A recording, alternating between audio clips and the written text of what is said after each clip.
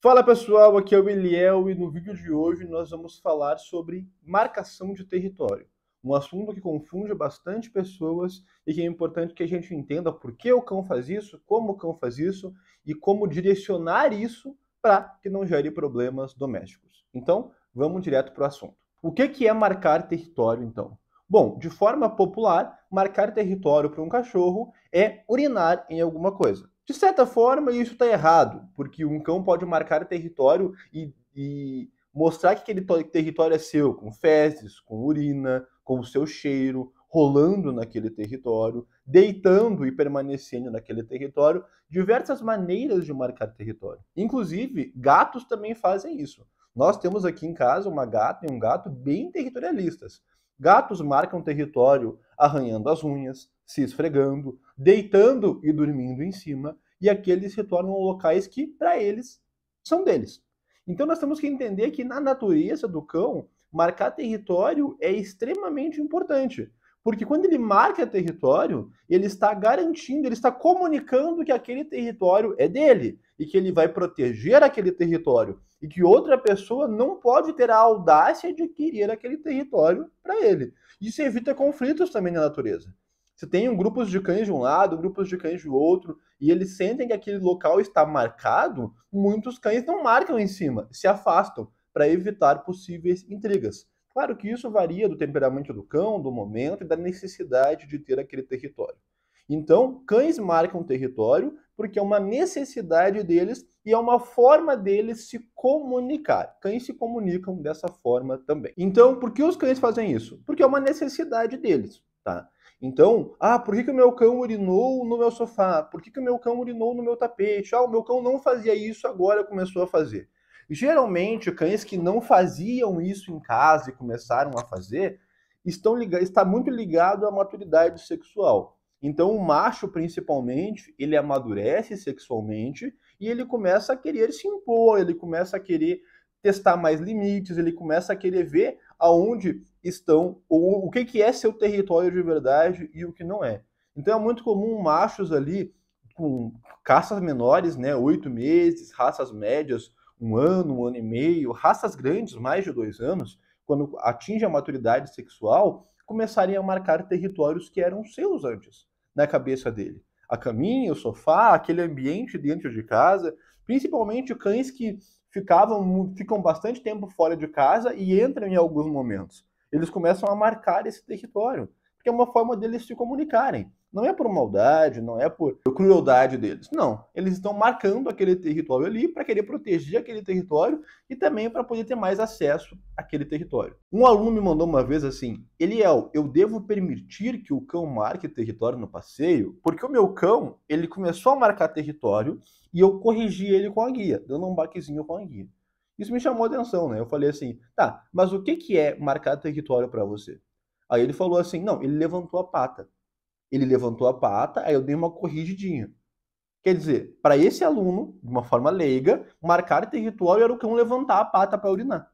Claro que isso pode ter alguma coisa a ver, no sentido de que o cão, geralmente ele começa a levantar a pata já no amadurecimento sexual. Então, pode estar... Tem uma correlação ali. Mas não necessariamente o cachorro dele estava num momento que ele poderia fazer isso, ele poderia fazer xixi, e o aluno queria corrigir se o cão podia levantar a pata ou não. Um completo absurdo. Então, dentro de passeios, eu não permito que o meu cão, macho ou fêmea, marque território. Ele não faz xixi quando ele quer. Não. No passeio, ele vai ter momentos para fazer xixi. Ele vai fazer o xixi no início do passeio, num local adequado, seu xixi e cocô. Se for um passeio muito longo, no meio, num local adequado. E também no final. Aí eu posso dar um solto para o cachorro para ele poder fazer. E aí o que ele quiser fazer no solto está liberado. Ou eu posso dar o comando banheiro, que é um diminutivo do solto. No comando banheiro, o cão ele está no solto no sentido que ele pode fazer a higiene. Ele não pode ter os comportamentos que eu permito que ele tenha no solto. Correr, cheirar a grama, se rolar na grama e etc. E assim por diante. Então, eu não permito que o meu cão marque território, não por questão de marcar território. Eu não permito que o meu cão faça xixi e cocô fora dos horários. Nossa, Eliel, mas que ranzinza é isso? Olha só, eu não permito que meu filho ou a minha filha façam xixi e cocô fora do lugar. Eu não permito que eles façam pela casa em qualquer lugar e nem numa caminhada em qualquer lugar. Uma criança de 3, 4 anos já sabe o seu momento onde pode fazer. Claro, acidentes podem acontecer, principalmente com o cocô. Cocô é mais difícil, quando chega ali no cachorro, quando chegou na portinha já era, meio que sai sem querer. Agora, xixi tem momento e tem o local adequado. E em casa, como começar a resolver isso então? Bom, geralmente isso vai começar, é um sintoma de uma série de problemas. O cão não tem o seu espaço seguro, o cão não sabe entrar e sair dos ambientes sob o comando, e é um sintoma de mais problemas quando o cão começa a marcar território. O que eu falo é o seguinte: primeiro, invista num bom trabalho de comando limitador. Pode ser na caixa, na mesa, num tapete adequado. Ensine o seu cachorro a entrar em casa e ficar naquele espaço restrito. Uma vez que você ensinou isso, você pode rapidamente usar isso, porque o cachorro não vai querer fazer xixi no seu local onde ele vai deitar. Então o que eu faço? Eu dou o comando banheiro e deixo o cachorro entrar e ficar naquele ambiente que ele sabe que é dele, que ele pode ficar ali naquele momento. Perfeito? De tempo em tempo, eu retiro ele daquele ambiente e dou o comando banheiro também. Então, geralmente, quem tem problemas de marcação de território são pessoas que não tinham um comando banheiro sólido. Ou se começaram a ter agora, eu vou usar isso para resolver. Eu vou aliviar o cão antes, eu vou aliviar o cão durante os exercícios, restringindo o espaço dele por algum tempo, algumas semanas, até passar esse início da puberdade e ele poder já saber que ali não é aceitável. Eu também posso fazer um trabalhinho com o colar eletrônico. Se o cachorro só fica em casa sob supervisão, eu faço um trabalhinho com colar eletrônico, um trabalhinho ali de P+, num estímulo não muito forte, mas num estímulo para ele entender que naquele comportamento, naquele local, não é aceito. Desde que o cão já esteja acostumado e habituado ao uso do colar eletrônico. Se você fez um trabalho de obediência bacana, até um marcador de erro pode ser usado para resolver isso aí. Tem gente que usa o marcador não, por exemplo, para comunicar ao cão que aquele comportamento ali está errado. Mas quem sabe fazer realmente um trabalho com o marcador, usa um pré-marcador. Como funciona então, por exemplo?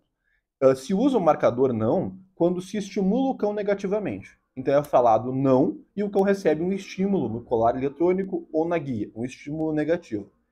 Para poder usar isso de forma definitiva, sempre que eu falar não, o cão tem que receber um estímulo negativo.